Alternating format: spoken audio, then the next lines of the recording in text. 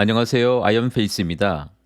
파이 네트워크의 코어팀이 드디어 오픈 메인넷 일정을 결정하기 위한 두 번째 로드맵을 지난해 12월 27일 발표하였습니다.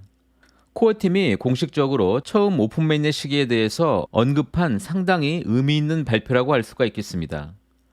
오늘은 파이 네트워크가 밝히고 있는 두 번째 로드맵 내용을 보다 구조적으로 살펴보면서 해당 로드맵에 숨어있는 오픈 메인넷에 대한 힌트와 함께 저의 개인적인 생각과 시각도 공유드리고자 합니다. 이제 햇수로는 6년 차를 맞이하는 파이 네트워크의 채굴과 2024년도에는 과연 어떠한 일들이 발생할지, 새해 2024년은 모든 파이오니어들에게도 매우 기대가 되고 있는 한 해가 아닐 수 없습니다.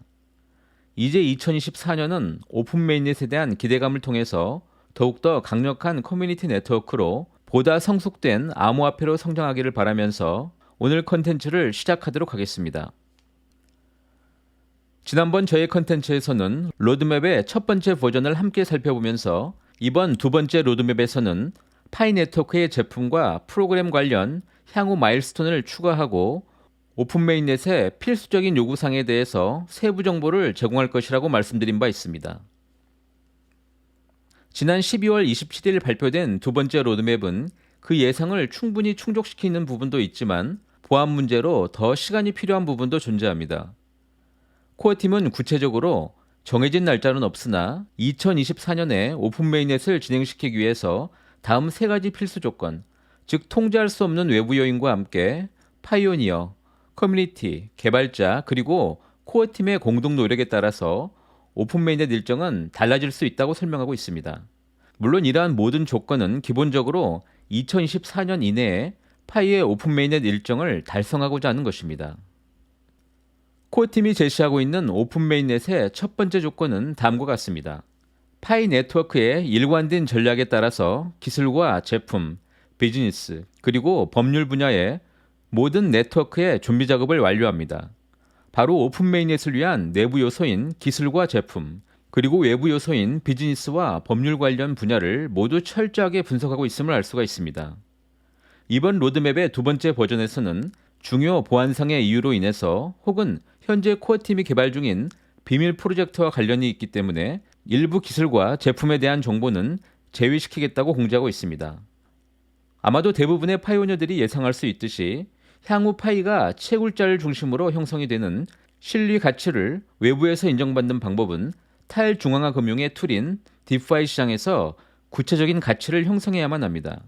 이렇게 형성된 가치를 비트코인으로 대변되는 기존의 암호화폐 시장과 일정의 교환 가치를 형성하고 일반 금융시장으로도 그 가치를 인정받는 최종 과정이 남아있으므로 현재 진행 중인 스텔라의 스마트 컨트랙트 프로젝트와 함께 기술적인 연동을 통해서 디파이 유틸리티를 통해 시장에서 가치를 형성하는 것이 파이가 오픈 메인넷을 결정할 수 있는 기술적인 최종 과정의 핵심이라고 말씀드릴 수가 있습니다.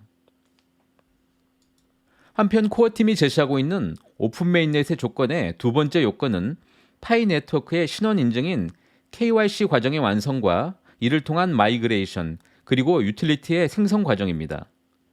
파이를 기반으로 하는 세계에서 가장 포괄적인 P2P 생태계와 함께 온라인 경험을 구축하려는 파이의 비전에 따라서 오픈 네트워크와 생태계의 성공의 가장 중요한 요인은 약 1,500만 명 이상의 파이오니어가 KYC를 통과해야만 하고 이 가운데 1,000만 명 이상이 마이그레이션을 진행해야만 합니다.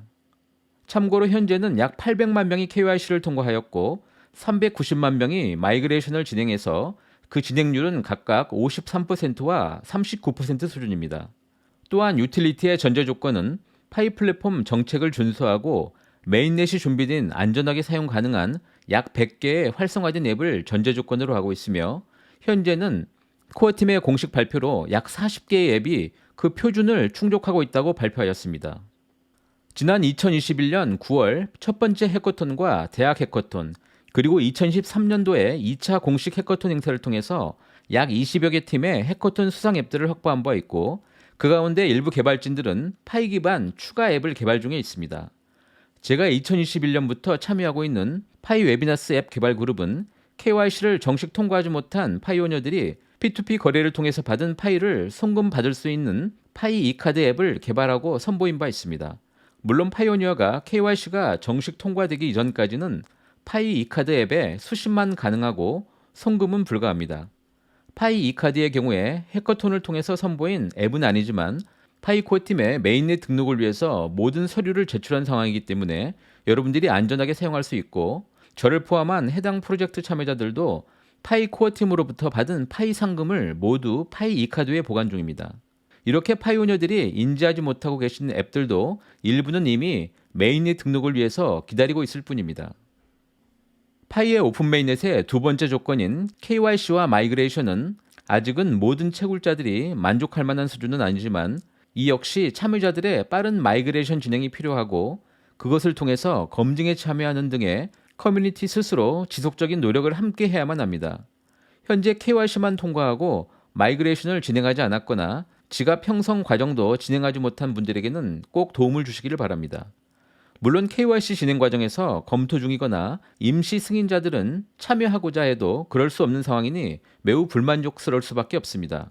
드디어 이 부분에 대해서 니콜라스 박사가 매우 기쁜 소식을 전해왔습니다. 두 번째 로드맵 발표 이후에 니콜라스 박사는 2024년 1분기에는 KYC 검토 진행 중인 케이스와 함께 전체 진행 과정이 크게 개선될 것이라고 개발자 채팅을 통해서 밝힌 바 있습니다. 1월 초에는 새로운 버전이 출시되면서 모든 채굴자들이 실감할 만한 수준의 변화를 기대해 보겠습니다. 오픈 메인넷의 세 번째 조건은 오픈 네트워크의 성공을 저해할 수 있는 불리한 외부 환경이 없어야 한다는 것입니다. 우리는 세상에서 일어나는 일을 통제할 수는 없지만 오픈 메인넷의 출시를 통제할 수 있으며, 오픈 네트워크로의 무모한 움직임으로 인해서 커뮤니티의 노고와 헌신을 위태롭게 하지 않을 것입니다 라고 밝히면서 파이 네트워크의 기술적 진보보다 더 중요한 요소가 있음을 지적하고 있습니다. 오픈 네트워크의 시기는 코어팀이나 파이오니어 그리고 커뮤니티의 통제를 벗어나는 이러한 글로벌 요소를 통합해야만 합니다. 이러한 요인에는 거시경제 위기, 불리한 법률 또는 규제, 산업 불확실성, 전염병, 전쟁 또는 오픈 네트워크 출시에 방해가 되는 예측 불가능하고 통제 불가능하며 또는 예측할 수 없는 다양한 외부 요인이 포함된다고 말하고 있습니다. 자, 이제는 파이 네트워크의 오픈 메인넷을 실행하는 실질적인 조건이 무엇인지에 대해서 잠시 생각해 볼 필요가 있습니다. 파이오니어들이 현재 열광하는 이유는 이번 로드맵에서 발표한 오픈 메인넷은 모두 2024년 안에 가능하면 진행하겠다는 선언입니다. 그러나 우리가 여기서 간과하지 말아야 할 것은 파이의 장기적인 비전에 부합하고 또 모든 파이오니어의 성공적인 파이 블록체인 내로 전환을 위해서는 코어팀은 오픈 메인 네트워크는 언제라도 지연시킬 수도 있다는 점입니다. 따라서 이번 오픈 메인넷 일정 발표 로드맵은 파이 커뮤니티에게 다시 한번 파이의 현재에 대해서 그리고 미래에 대해서 돌아볼 수 있는 시간을 제공할 수도 있습니다. 이제 잠시 저의 개인적인 의견을 말씀드리고자 합니다. 이번 전체 자료를 함께 살펴보시는 과정에서 역시 파이코어 팀이 가장 집중하는 오픈 메인넷의 요소는 바로 대의 환경이라고 판단하고 있습니다. 이번에 발표된 1000만 명 마이그레이션 도달 시에 오픈 메인넷을 결정할 수 있다고 하는 점은 약 1년 전부터 개발팀 간에는 어느 정도의 공통적인 의견으로 판단되어 왔습니다. 그리고 이것을 구체적으로 뒷받침할 수 있는 지난 2022년 11월에 창업자 부부 인터뷰를 잠시 살펴보면 그들은 파이의 오픈 메인넷이라는 명제는 반드시 달성될 것이지만 또한 무엇보다 외부 요소가 가장 중요한 요소임을 초기 개발 단계부터 명확히 인식하고 있다는 점이 드러납니다. 바로 그들은 비트코인을 비롯한 여타 암호화폐의 탄생과 진화 과정을 지켜보았고, 특히 니콜라스 박사는 이더리움이 등장하기 이전부터 이미 스마트 계약 관련 논문을 작성한 전문가이기 때문입니다.